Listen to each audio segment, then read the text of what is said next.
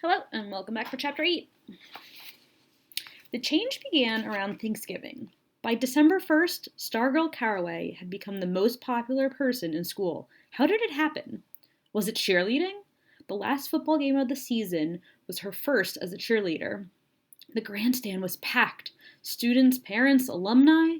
Never had so many people come to a football game to see a cheerleader.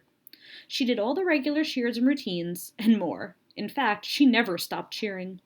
While the other girls were taking breaks, she went on jumping and yelling. She roamed areas that had always been ignored, the far ends of the grandstand, the spectators behind the goalposts, the snack bar parents, found themselves their own arm-pumping cheerleader.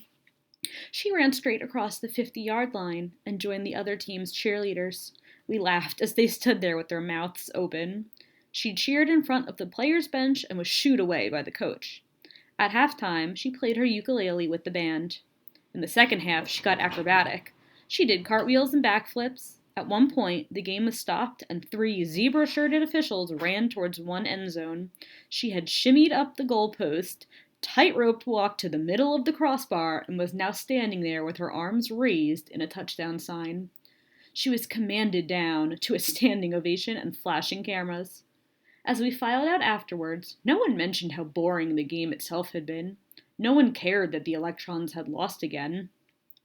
In his column the next day, the sports editor of the Micah Times referred to her as the best athlete on the field. We couldn't wait for basketball season.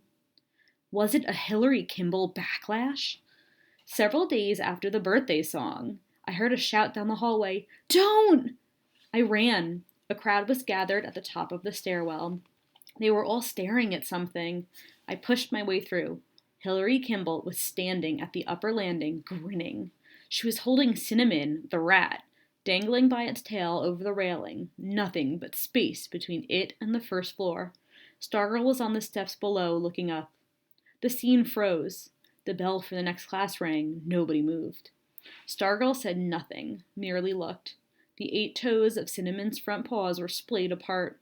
Its tiny, unblinking eyes were bulging, black as clovers. Again, a voice rang out, "Don't, Hillary!" Suddenly, Hillary dropped it. Someone screamed, but the rat only fell to the floor at Hillary's feet. She sent Stargirl a final sneer and left. Was it Dory Dilson? Dory Dilson was a brown-haired 9th grader who wrote poems in a loose-leaf notebook, half as big as herself, and whose name nobody knew until the day she sat down at Stargirl's table for lunch. Next day, the table was full. No longer did Stargirl eat lunch, or walk the hallways, or do anything else in school, alone. Was it us? Did we change? Why didn't Hillary Kimball drop the rat to its death? Did she see something in our eyes? Whatever the reason, by the time we returned from Thanksgiving break, it was clear that the change had occurred. Suddenly, Stargirl was not dangerous, and we rushed to embrace her. Calls of "Stargirl!" flew down the hallway. We couldn't say her name often enough. It tickled us to mention her name to strangers and watch the expressions on their faces. Girls liked her, boys liked her, and, most remarkably, the attention came from all kinds of kids. Shy mice and princesses, jocks and eggheads. We honored her by imitation. A chorus of ukuleles strummed in the lunchroom. Flowers appeared on classroom desks. One day it rained and a dozen girls ran outside to dance. The pet shop at the Micah Mall ran out of rats.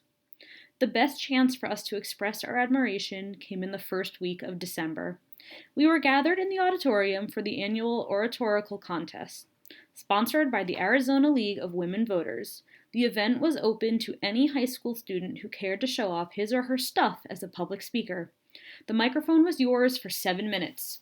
Talk about anything you like. The winner would move on to the district competition. Usually, only 4 or 5 students entered the contest at MHS. This year, there were 13, including Stargirl. You didn't have to be a judge to see that she was, far and away, the best. She gave an animated speech, a performance really, titled "Elf Owl, Call Me by My First Name." Her gray-brown homesteader's dress was the color of her subject. I couldn't see her freckles from the audience, but I imagined them dancing on her nose as she flicked her head this way and that. When she was finished, We stomped on the floor and whistled and shouted for more. While the judges went through the charade of conferring, a film was shown. It was a brief documentary about the previous year's state finales. It featured the winner, a boy from Yuma. The most riveting moments of the film came not during the contest, but during its aftermath. When the boy arrived back at Yuma High, the whole school mobbed him in the parking lot. Banners, cheerleaders, band music, confetti, streamers. Bumping his arms in the air, the returning hero rode their shoulders into school.